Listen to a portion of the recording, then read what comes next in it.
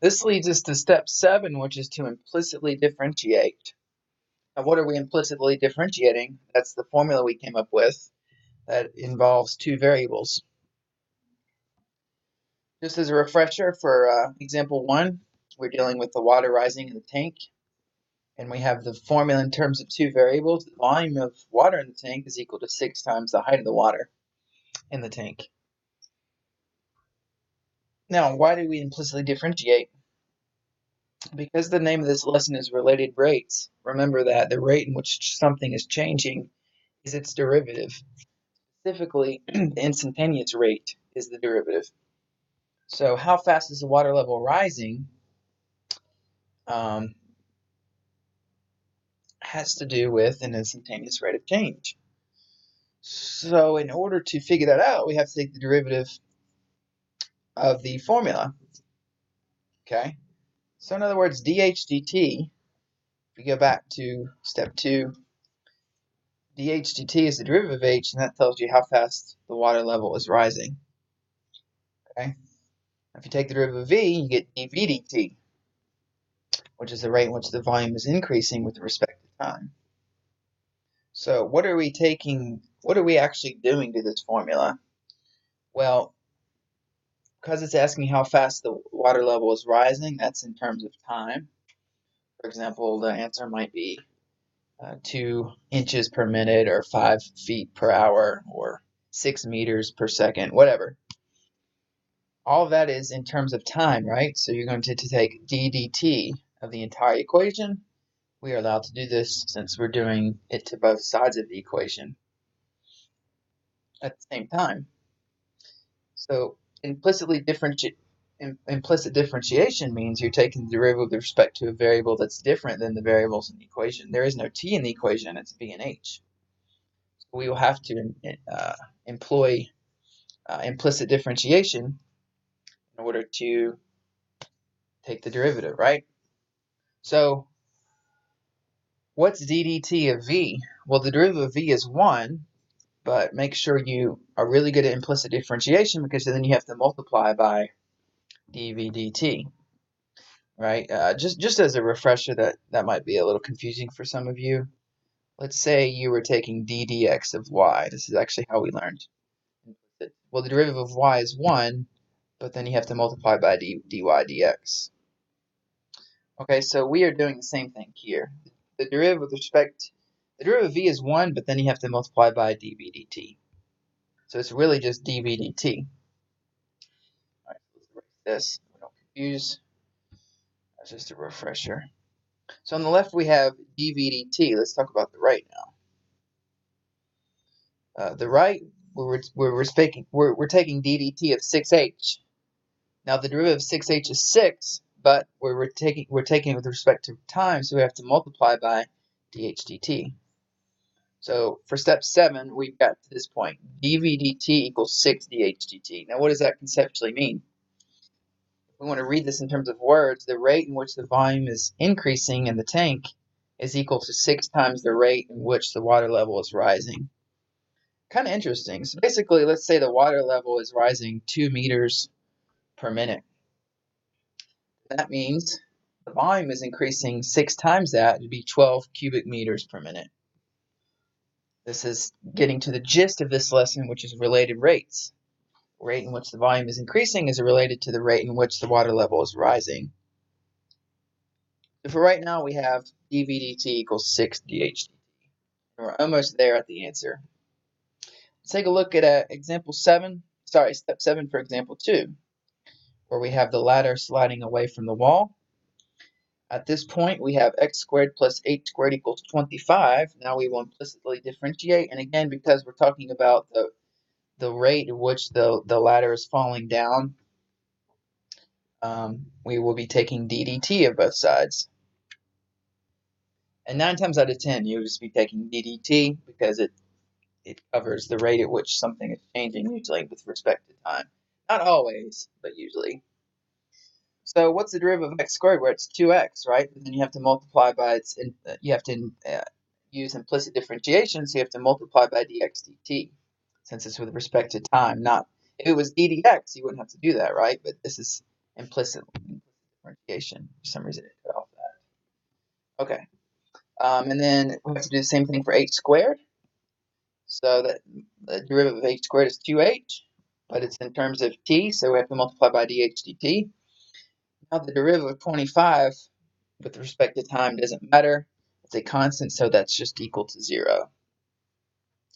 It's kind of crazy, actually. I guess that pretty much means that the length of the ladder doesn't influence the rates, these rates. Kind of interesting. So anyway, that's it for this one. For step 7, we've implicitly differentiated. We have 4 variables, which could be a problem. But if you look back, we've probably got enough information to solve this. We need to eliminate to just one variable. And just as a refresher, we're trying to solve for dHdt, which is how fast the top of the ladder is falling down. So in other words, just to give you some perspective for this one, we need h, we need x, and we need dx dt, which we will be able to figure out. Okay, example 3, we have the water filling up in the conical tank. And to this point, we have v equals 4/75 pi h cubed. We want to implicitly differentiate that. And again, the question is asking about what rate is the water level rising. That's going to be in terms of time. When we implicitly differentiate, we will be taking ddt of both sides. So again, ddt of v is just dv dt. 4/75 pi is actually just a constant. We will be using the power rule, so we'll be just moving the 3 to the front. 3 times 4 is 12, so you get 12 pi over 75. Subtract 1 from the exponent, and that's h squared. But then since we're taking ddt in terms of h, we have to multiply by dh dt. So there's a little multiplication symbol.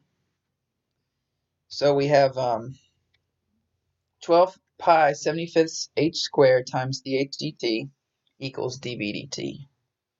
Again, this is called related rates because the rate in which the volume is increasing in this cone is related to the rate in which the height is increasing.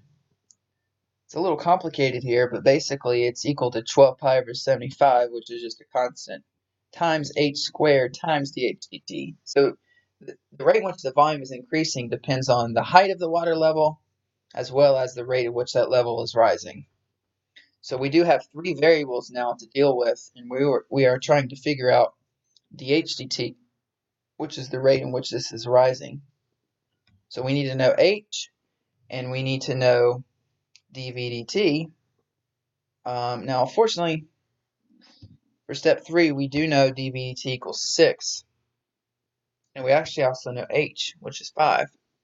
So we should be good. We should have enough information to solve for dH dt. Okay, so that's step 7 for this example. Let's go ahead and look at the next one. We have the equation in terms of 2 variables. Again, this was dealing with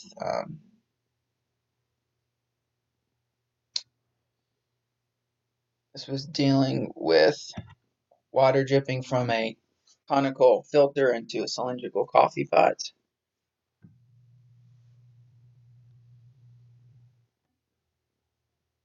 So since we know the volume in the coffee pot is 9 pi equals 9 pi times the height of the coffee pot, we can now just implicitly differentiate. This one's going to be really easy.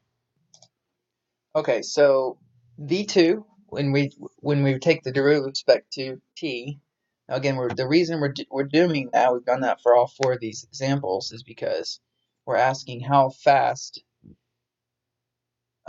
is the level of the coffee pot rising when the coffee, basically the question is asking about the rate at which this coffee is rising. So it's in terms of time. So we're taking ddt of both sides.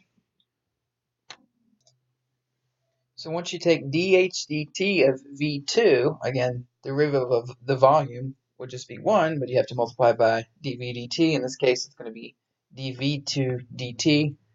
Just as a conceptual reference, again, basically what that means is the rate in which the volume is increasing in the coffee pot. V2 being the volume in the coffee pot, V1 being the volume in the cone, which we'll reference later. Okay? And then derivative of this, 9 pi h2, h2 being the height in the coffee pot. Well, this is a constant 9 pi, so you will simply just carry that down here, and then multiply by the derivative of h2 with respect to t, which is dh2 dt. Another way to think about it is the derivative of this is 1, but then you'd still have to multiply it by dh2 dt. So we have dv2 dt equals 9 pi dh2 dt. Again, for conceptual reasons, let's talk about this formula and we'll be done with this step. Again, it's a step 7, which is just to implicitly differentiate your formula.